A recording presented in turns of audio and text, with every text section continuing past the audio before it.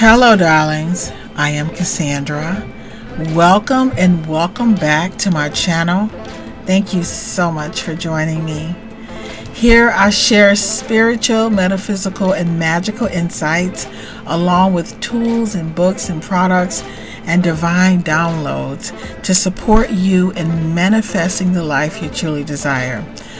Whether you're seeking soulful inspiration or practical enchantment, you have found your sacred space. Now, if you're craving ideas to spark your creative juices, pour yourself a cup of tea and explore my Jungle Beauty Goddesses free online doll museum. There you'll find voiceover videos, picture galleries where I reveal all of my secrets, free doll making tutorials, and a treasure trove of articles designed to help you awaken your inner artist and unleash your magic. In today's video, I'm going to talk to you about what it was, my spiritual journey, my spiritual journey to magic, to discovering magic, my magic self. This video is going to be a little chatty, a little bit all over the place. Some people are going to be offended, but that's just life. But it's the truth. It's the truth, okay? So I'm just going to kind of just move from when I was a kid to how I got to and to how I became involved with the occult or magic now, right? So so basically, like one of my subscribers asked me, you know, how does my family feel about, you know, your involvement? Well, the journey was so smooth that, and by the time the version of me that you see right now, it's like I'll be 60 in a few months, so nobody cares, right? And I don't discuss it, but I want to start off with my childhood. So my family is traditionally, I was born and raised in a family with practice. There was from a Baptist. My maternal grandfather was a Baptist pastor. I don't know if the word is I don't know if he was a Baptist pastor or minister. I can't remember what's the difference. But he you know, he was supposedly a big to-do. He was a Mason, and I don't want to get into the whole story, but those are my roots, right? And so my mother, when I was really young, we attended Aretha Franklin's dad's church. And when he was involved, you know, in a scandal, I think where he was, you know, where he was injured and he went into a coma, and that was the end of him. And we still continued to go to that church for a little while after that, but that was a church that was actually the first church that I attended growing up, was Aretha Franklin's I think what she called him, Reverend Franklin's church.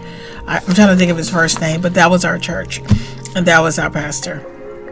And then my family, we moved. I think we moved there was a church down the street from our house, because I grew up when I was young near the Motown Museum.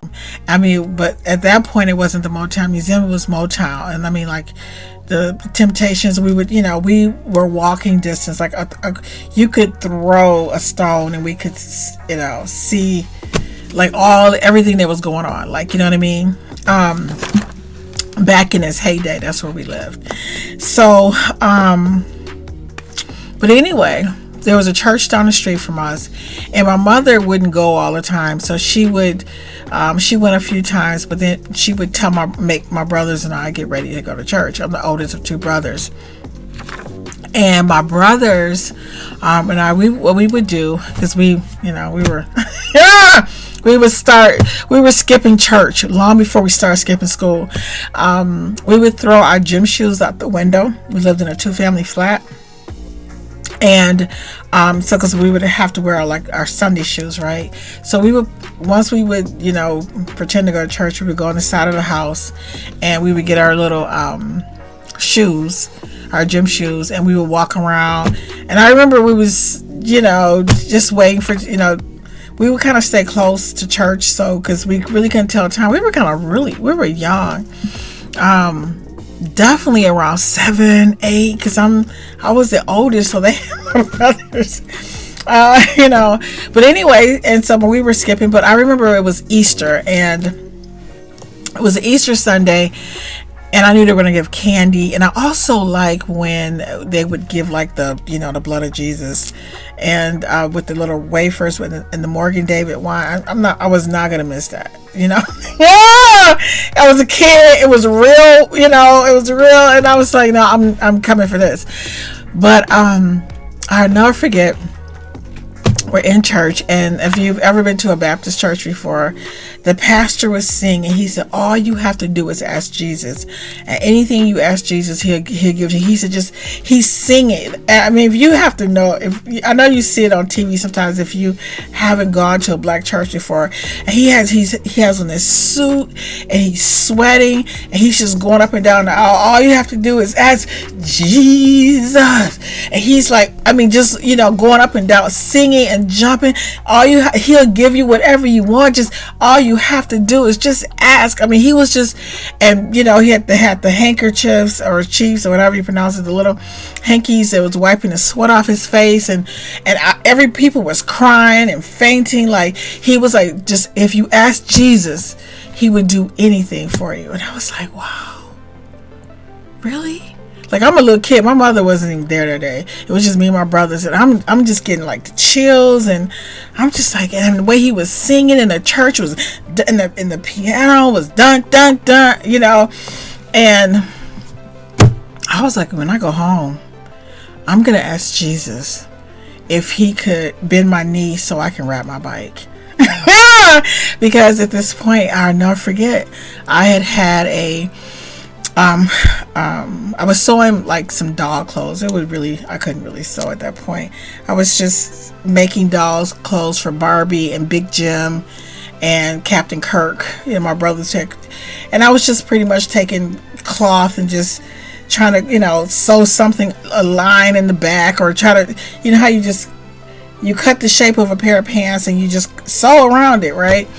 But anyway, I broke the eye of a sewing needle. Broke off at my left knee, and it set up a gangrene infection. And so the doctors were doing everything they could so that I wouldn't lose my leg. And they said that the eye of the needle was under my kneecap. So if they removed it, that I would have to walk with a walker for the rest of my life. And they were afraid to remove the needle, the eye of the needle. So I was on. There were a lot of, they used a lot of antibiotics. I was in the hospital for for all the 4th grade, and I was tutored because they kept doing surgeries because they wanted to make sure that they were able to remove all of the gangrene, and they didn't want to remove my leg but they told my mom that it was a possibility they were going to have to remove my left leg. And so they did everything they could to save my leg, and I went to therapy, but when I walked, I kicked my left leg out because my knee didn't bend at all.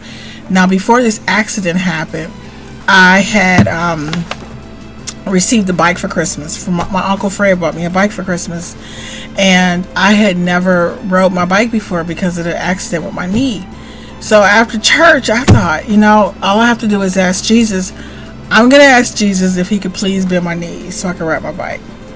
So we had a picture of a crucifixion of Jesus at our house. And I went downstairs, and not downstairs, but it was on the mantelpiece. And I took 2 rubber bands and I put the crucifixion over my left knee. But first I looked at the picture and I said, Jesus, please bend my knee. I'm like 7, 8, 9, definitely not 9, somewhere between, I'm just going to say somewhere between 7 and 9. And I asked Jesus on the picture, I said, can you please bend my knee? And Jesus was, so I put the the crucifixion picture around my knee. I got my bike out the basement, and I went outside, and I could feel my knee crunching down like, and my knee bent enough for me to ride my bike. And everybody was clapping for me because it was unbelievable.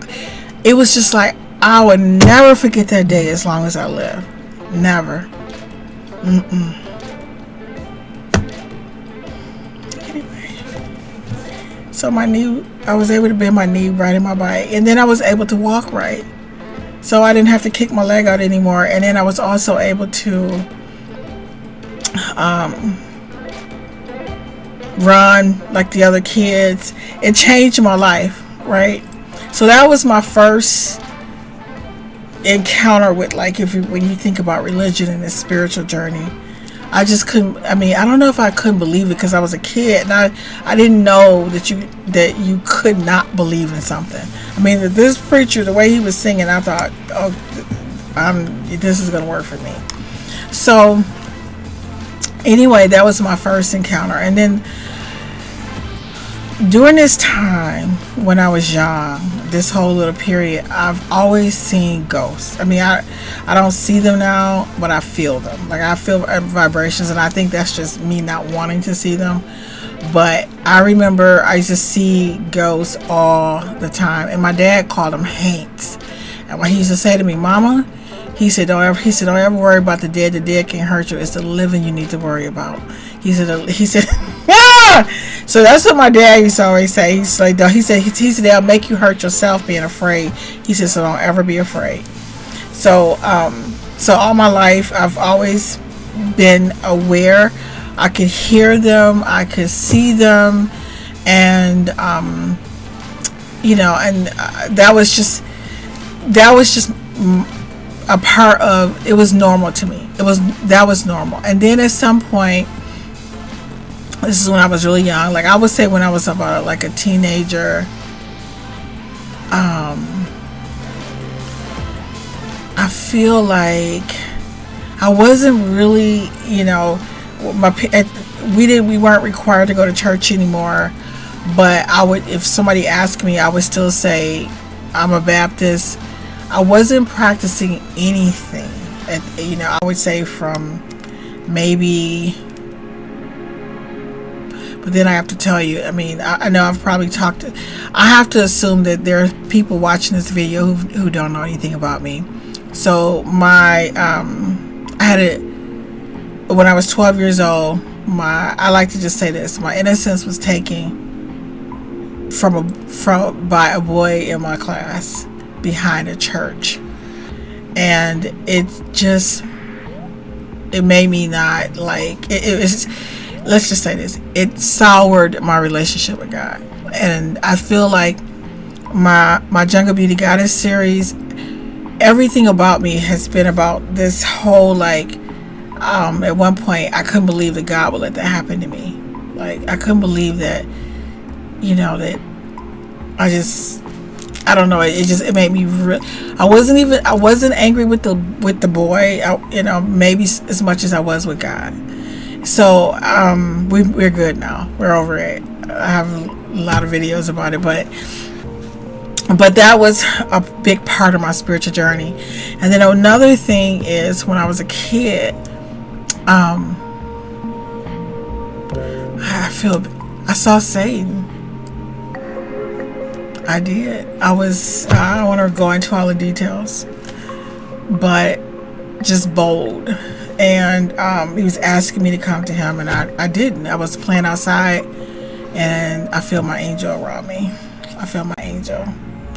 I refused to come, but I've always, the spiritual realm has always been a part of my awareness, and I wasn't, thank you, Holy Guardian Angel. Thank you. I feel you. Thank you. I appreciate you. Anyway.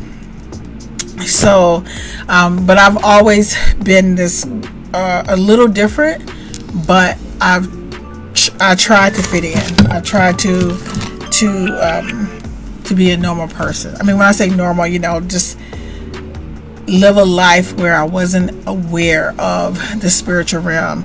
So when so I've always had, so after I kind of got over this whole thing behind the church, and you know, I always had like 2 or 3 jobs, 1 full-time job, 2 part-time jobs, and I was taking 18 credit hours in school because I didn't want to think. I didn't want to be present in my life. I didn't want to think about anything but a test coming up or a paper to write. And to me, school was my therapy. It was my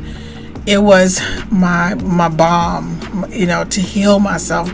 Because whenever it was quiet, or whenever I never wanted to have, like, what do you call it, free time to just be present in the moment, because it would make me sad. So I made sure that I was super busy. I was always, you know, my mother, everybody who know me would tell you, I always had a book in my hand, and I was always leaving one job to get to the next job. I just didn't have time. And I realize now that I was really just running away from everything. Like, I didn't want to think about it. I didn't want to think about anything but what was, I don't know what the word we would use for what is, you know, like the textbooks, and if it wasn't research or what was, I just didn't want to think about anything else. So anyway, after my dad died, I remember I called the psychic hotline. Look, this is a while ago, right? So I called the psychic hotline because I'm really like kind of like lost. I'm missing my dad. I'm concerned about my finances, and I would never forget this as long as I live. The psychic that I talked to, she was the one who told me about feng shui, because prior to this I didn't really have, all I had was the Baptist background that we really didn't practice. She told me about feng shui, and she told me, she said, I want you to walk into your house, and I want you to look in the left corner and tell me what is over there. And I told her it was a stove at that time. And she said, when your money come in, she said, you're going to be extremely wealthy, but your money is not going to come for a really long time. She said, you're going to be a lot older. And I was like, no. I said, this woman is trying to curse me. And she was like, no, this is what she said, you have a big goal. There's a lot you have to accomplish. Your journey is not for the weak. She said, God has big plans for your life. She said, she told me to buy books about feng shui. She told me to color my kitchen wall purple. And she told me about, I was having trouble. I think later on I was having trouble with my committee, trying to get to graduate school. I don't know if it was for my doctorate or one of my master's degrees, but long story short, I was having it was my doctorate degree.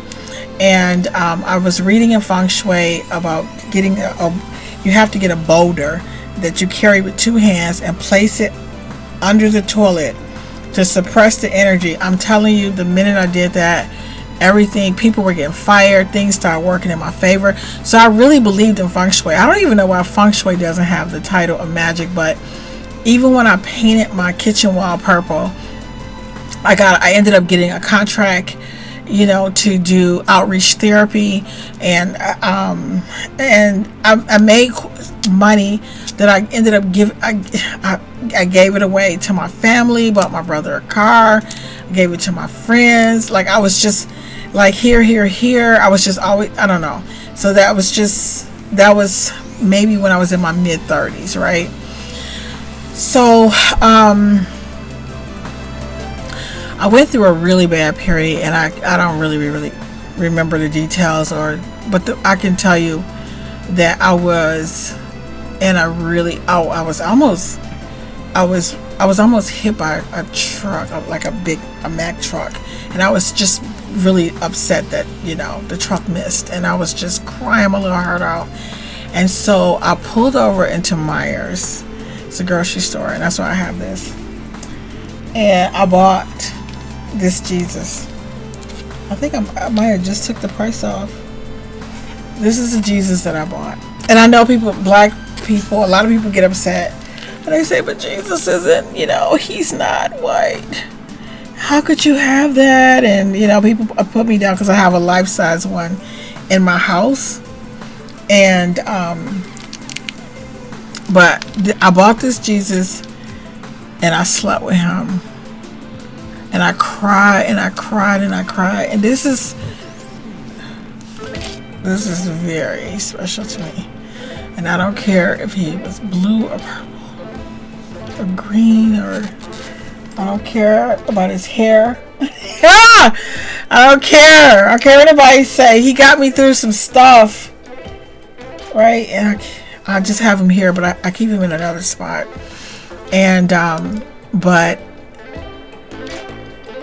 he saved my life. Okay. Yes. So, anyway, so that was that part of it. And I was probably like in my mid-30s.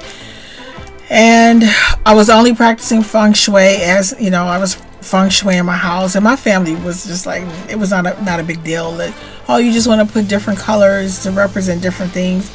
But it was nothing to talk about. But I'm just sharing with you my spiritual journey. And then at this time, I was reading a lot of books like The Secret and Seat of the Soul, Conversations with God. I'm just reading all of these self-help books.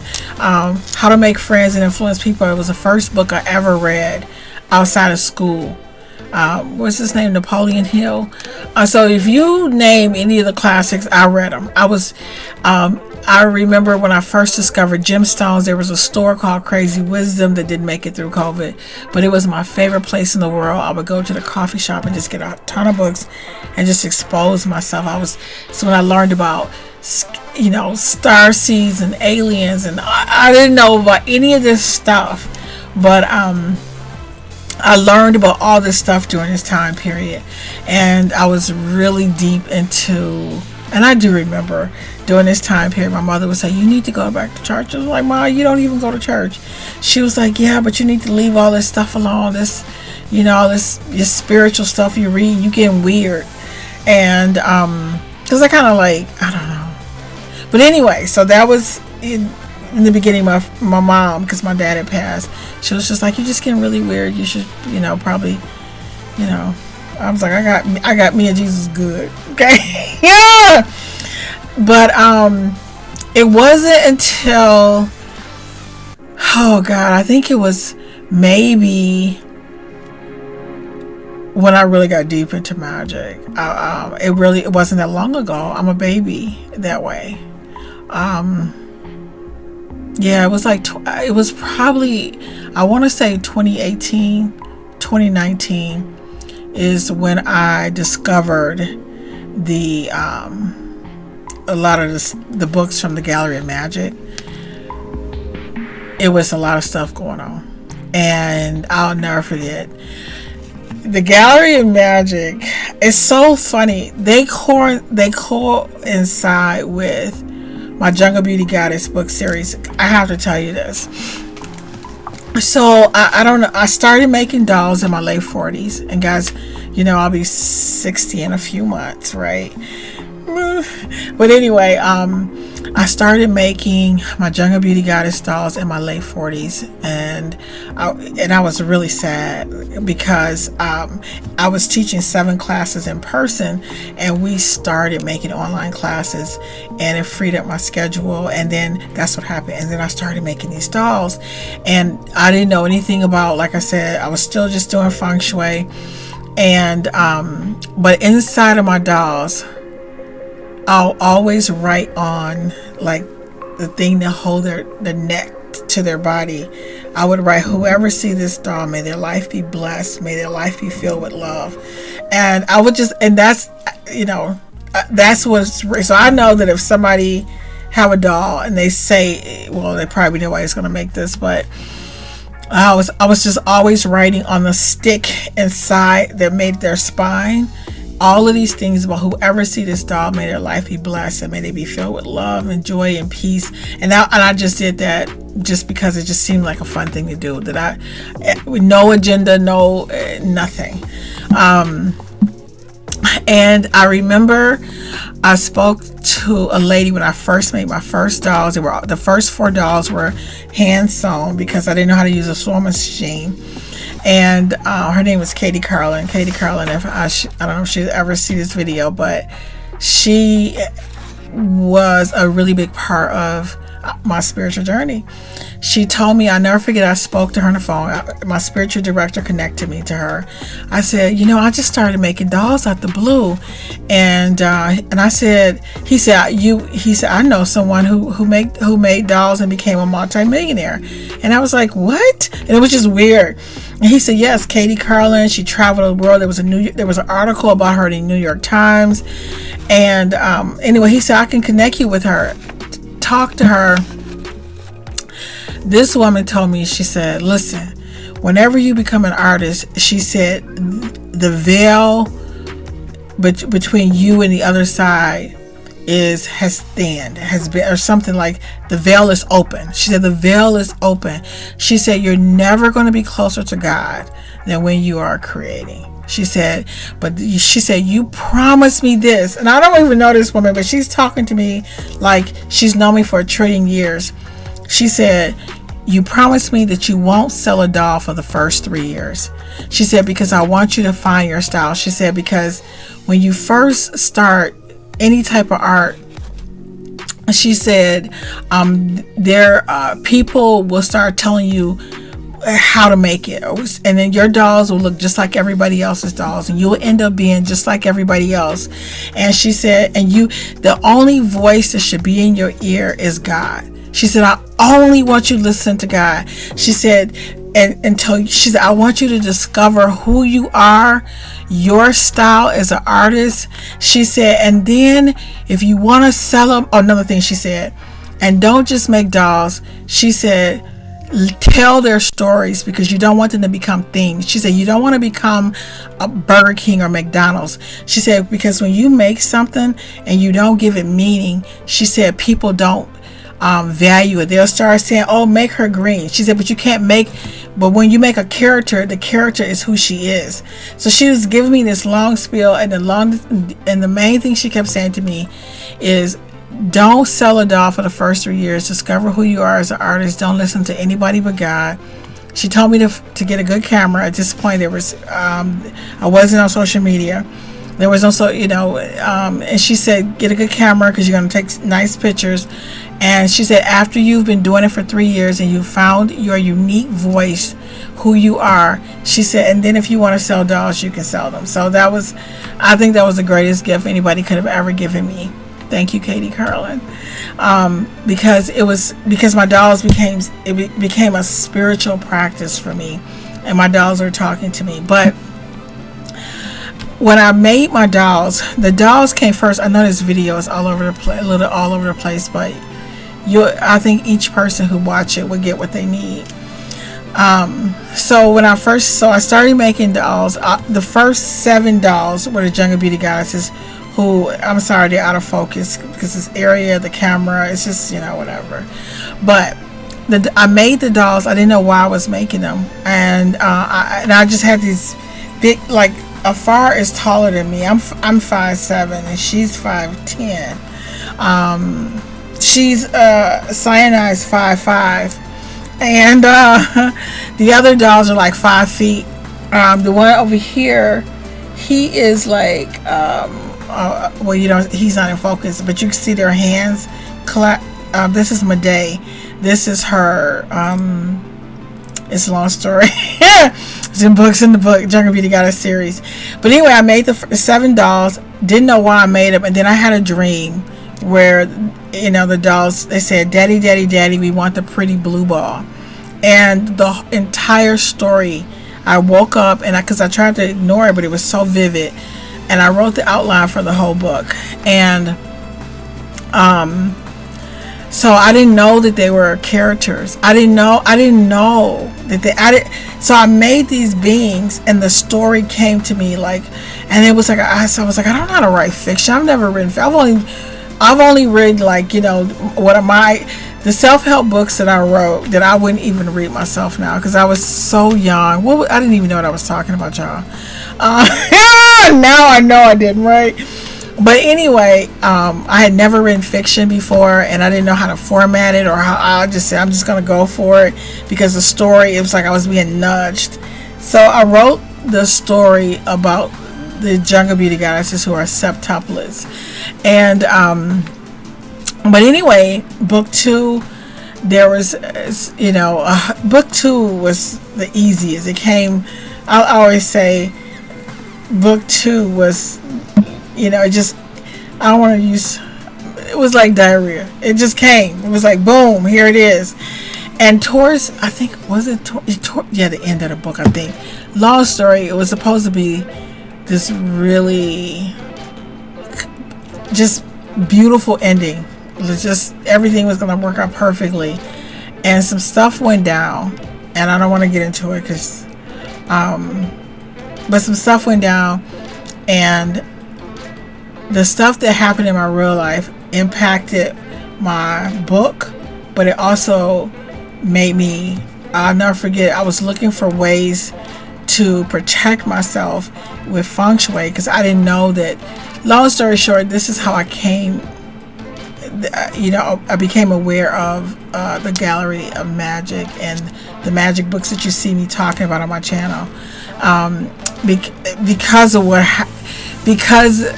happened. It just changed everything. But I guess, looking back, it was probably all meant to happen that way, is when so it just started influencing me. So anyway, I'll say this. When I was teaching, I'll never forget, a student came to, raised her hand, and she asked me, she said, "Are you a witch?" And I said, "No. Like, I don't even, know if I even believe in magic. Like, I don't know." Like, she was like, I had a dream about you, and you, she said you were, you had these owls around you, and you had on black and red, and she said, and white. She said black, red, and white, and she said those were the only colors that you would wear. And she said, and in my dream, you were just like this really powerful witch.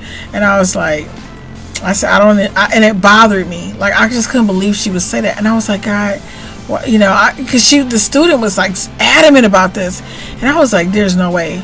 I said, no, I don't. I was raised Baptist. I believe in Jesus. You know what I'm saying? Hadn't even thought about anything like that. So some of the things I want to just say in closing, I don't know if this answers any of your questions. My family, the way that my journey unfurled or opened to me, is that I was so much older, that I was on my own. It wasn't like a boom, guess what, it was kind of like, I feel like what's unique about my journey is that I have had I was going to use the word pleasure. I've had I don't know the right word, okay, but I've lived on two sides, right?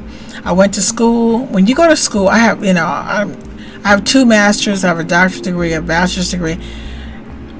I can understand why my son doesn't believe in magic, because I've lived the world where it's all about what other people think and fitting in and dressing appropriate, even though I used to, they used to send me home all the time because my skirt would not be long enough, and I've always loved knee-high boots. I've always been a little bit of a different person, trying to fit into I don't know, like I think of Harry Potter, I think they use the word muggles or muggles, whatever the word is.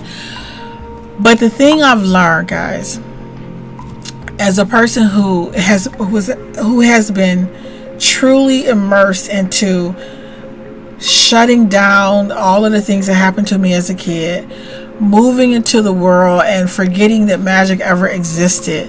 Like when I was studying, I would have been definitely using some books, some magic. I would have definitely used some magic on some of my professors in college who were trying to exploit me. But I didn't know about magic, right? And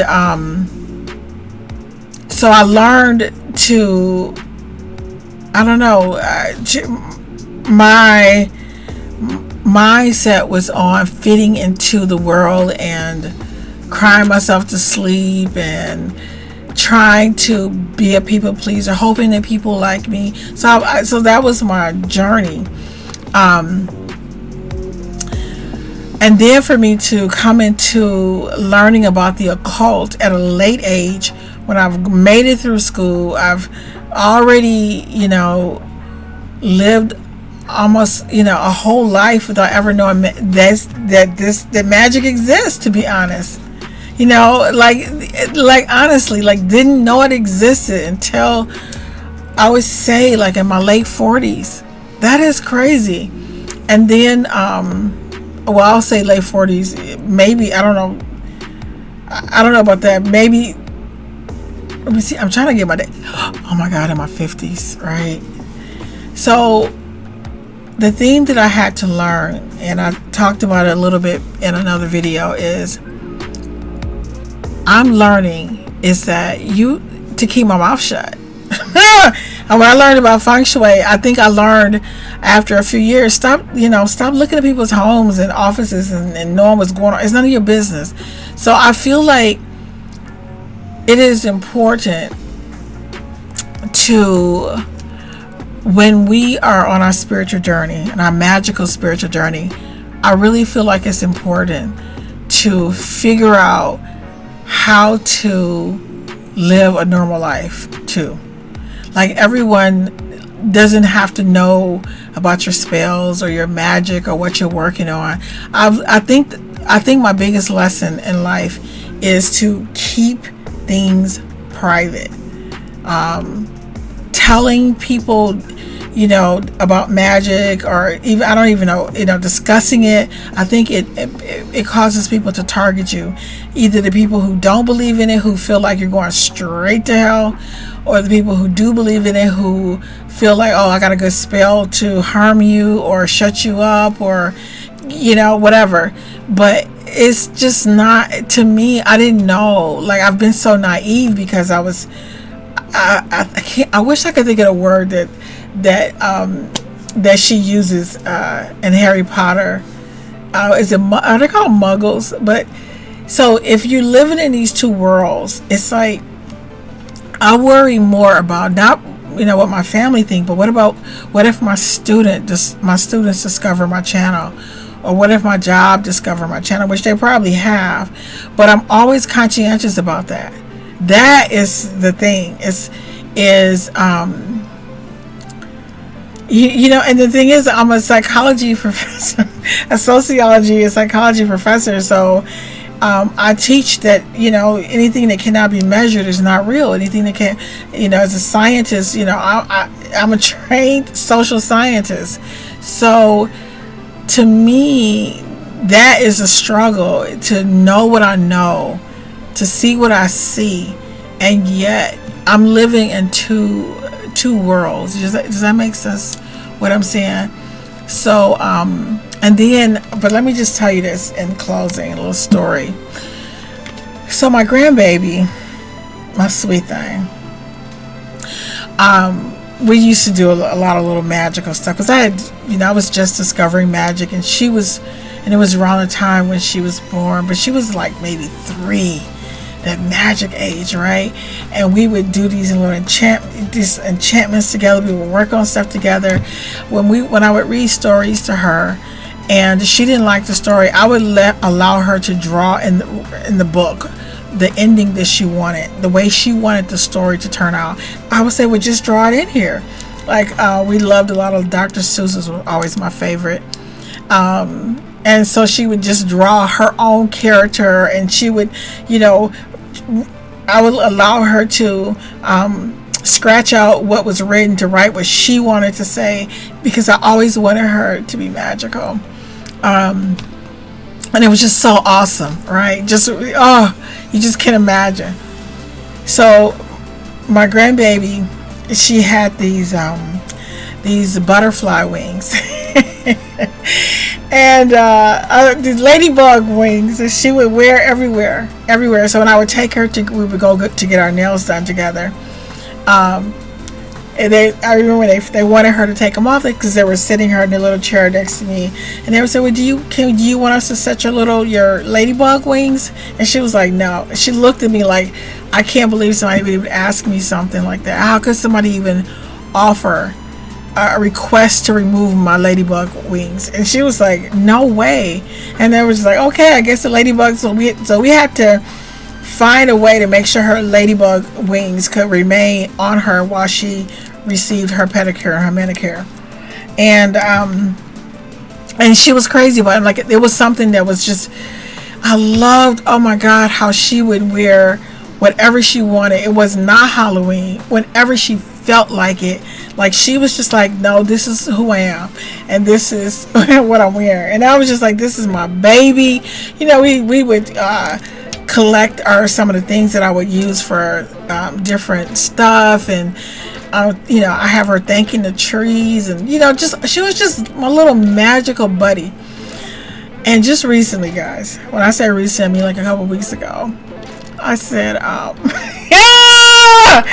I saw some ladybug wings, and I said, ooh, girl, I said, sweet, you know, I said, you want some ladybug wings? She said, Grambo, it's not Halloween. I almost fainted. I gotta admit, I got choked up. I said, but you always, I thought you, she said, Grambo, silly goose, I'm not gonna wear ladybug wings and it's not Halloween. Like she gave me a look like, are you like, what do you think I'm gonna walk around like this? Yeah! And I said, oh my God, she's being indoctrinated. I'm not gonna force this. I'm never gonna discuss magic with her. But again, I'm not gonna, you know, because I feel like she wants to go to school and be normal, and she's been indoctrinated into the 3D reality to have her earthly experience. And when she's ready to travel back and forth between dimensions, you know, I'll be there. I'll be here for her. And yeah, so I kind of feel like when we agree to come to planet Earth, right, before we incarnate into our bodies, we agree to be present and we agree to be fully present in a certain reality.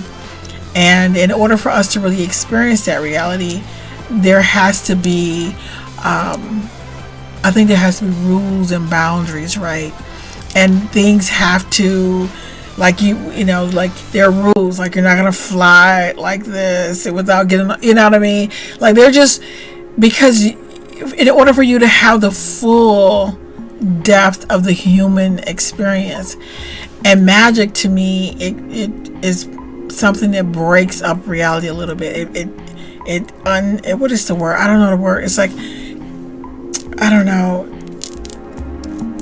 It massages it so that it loosens it up or something, so that you can have more of some of the things that you want that would maybe be difficult. But anyway, the thing I always say is we're meant to be present in the moment. I think magic is something we're supposed to use in private and not for everything. And I think that a part of our journey is to know that it's kind of like when we play a board game, the first thing people want to know, what are the rules? We come from everything and nothing at all. We can do whatever we want whenever we felt like it, and be whatever we want to be at a nanosecond. When we incarnated into a body and we chose a race, we chose a geographical location, we chose when we chose these things, we agreed to the boundaries of those things as our avatar to travel and communicate on that particular planet. You know what I'm saying? So I think that on your magical journey, I want to say magic is a beautiful thing, but don't forget to be present in the real world, or in the 3D world, to be present and to enjoy the ride of your earth suit, the experience that you're supposed to have, or that you signed up to have or to experience. Anyway, I don't know if I answered your question about what how my family felt. My family felt, like I said, but I wanted to share with you my journey, my magical journey, and how I got to this point. And so anyway, guys, I really hope this video helps someone. Thank you so much for watching, and I look forward to seeing you, darlings, in the next video.